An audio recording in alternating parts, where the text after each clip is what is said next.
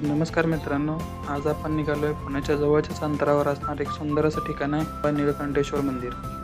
तर त्या मंदिराला भेट देण्यासाठी आपण आज जाणार आहे. सुंदर असं डोंगराच्या वरती खूप मंदिर आहे, महादेवाचं मंदिर आहे. तुम्ही ऐकूनही असाल.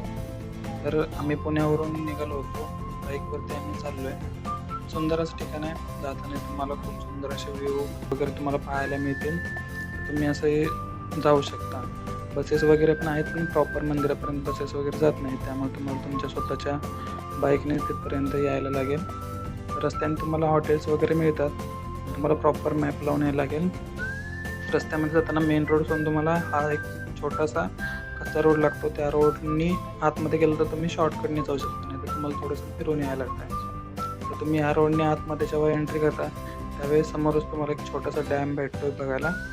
तर तुम्ही थोडा वेळ टाईम स्पेंड करू शकता. खूप सुंदर वातावरण आहे त्या ठिकाणी, स्वच्छ पाणी आहे, वातावरण चांगलं आहे. त्यानंतर तुम्हाला समोर गेल्यानंतर आहे तुम्हाला बोट भेटतील. आणि या तुम्ही ज्या ठिकाणी मेन्शन आहे तिथून तुम्ही जाऊ शकत नाही, कारण की प्रॉपर रस्ता नाही, तुम्हाला थोडंसं पुढच्या बाजूने फिरून जायला लागतं. तर तुम्ही या ठिकाणी नंतर हे छोटंसं मंदिर आहे, इथून तुम्ही राईट साईडला टर्न घेतल्यानंतर थोडंसं वरती गेल्यानंतर तुम्ही हा रोड डायरेक्ट मंदिराच्या दिशेने जातो.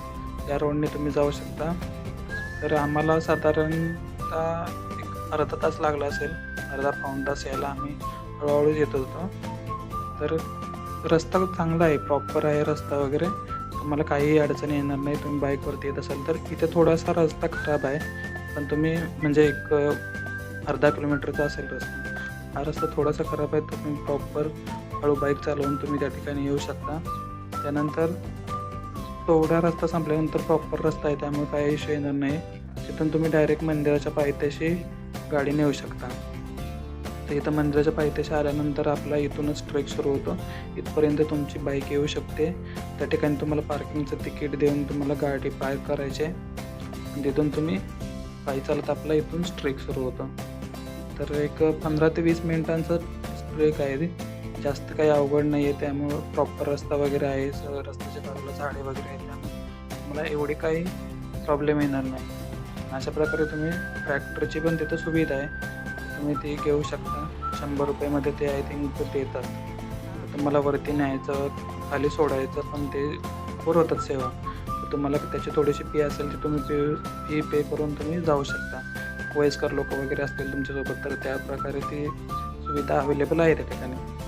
किंवा नसेल तर मग तुम्ही ट्रेकिंगसाठी येत असाल तर तुम्ही असा प्रॉपर रस्ता वगैरे आहे, तुम्ही ट्रेकने येऊन प्रॉपर ट्रेकिंग करून वरती येऊ शकता. रस्त्याच्या बाजूला झाडे वगैरे असल्यामुळे काही प्रॉब्लेम येत नाही. त्यानंतर आपण मंदिराच्या एंट्री समोर आलो आहे वरती डोंगरावरती.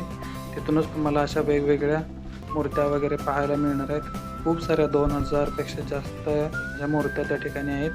वेगवेगळ्या तुम्हाला त्या मूर्त्यांच्या माध्यमातून वेगवेगळ्या जुन्या गोष्टी वगैरे तुम्हाला त्या ठिकाणी प्रेझेंट करण्याचा त्यांनी प्रयत्न केलेला आहे. खूप सुंदर असा आहे, वेगवेगळ्या गोष्टी आहेत, त्या वेगवेगळ्या मूर्त्या आहेत. त्या तुम्ही फॅमिलीसोबत वगैरे येत असाल तर तुमचा फुल डे त्या ठिकाणी जाऊ शकतो. अशा प्रकारचं तुम्हाला त्या ठिकाणी वातावरण आहे. पाण्याची वगैरे प्रॉपर सोय आहे. तर तुम्ही येताना वरती हॉटेल्स वगैरे पण आहेत, तुम्हाला खाण्याची वगैरे पण काही इश्यू येणार नाही.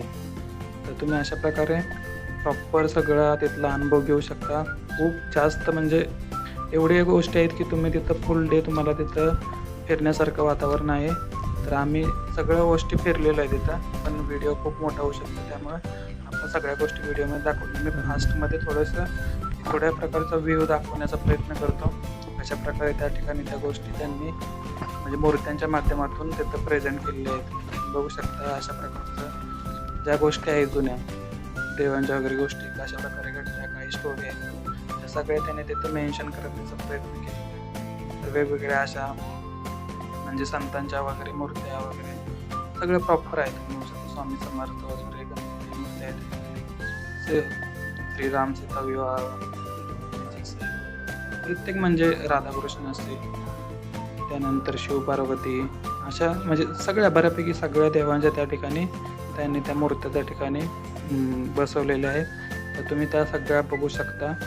सगळ्या म्हणजे तुमच्या मुलांना वगैरे त्या ठिकाणी दाखवायचे असेल तर तुम्ही सगळ्या देवांची, सगळ्या संतांची वगैरे सगळ्या मूर्त्या पाहायला मिळते. त्यानंतर मंदिराच्या पाठीमागं थोडंसं पाठीमाग गेलं की तिकडे पण खूप साऱ्या अशा गोष्टी त्यांनी मूर्त्यांच्या माध्यमातून म्हणजे प्रेझेंट केलेले आहेत. तर त्या तुम्ही बघू शकता.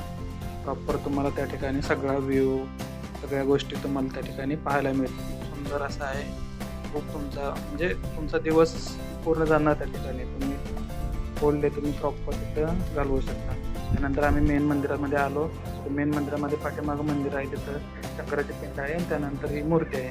त्यानंतर मंदिराच्या पाठीमागे छोटीशी गोशाळा पण आहे. तर त्या ठिकाणी जाऊन आम्ही थोडा वेळ थांबलो, ती गोशाळा बघितली. तर अशा प्रकारे आमचा हा ट्रिप होता. तुम्हाला व्हिडिओ आवडला असेल, व्हिडिओ भेटूया नवीन व्हिडिओ.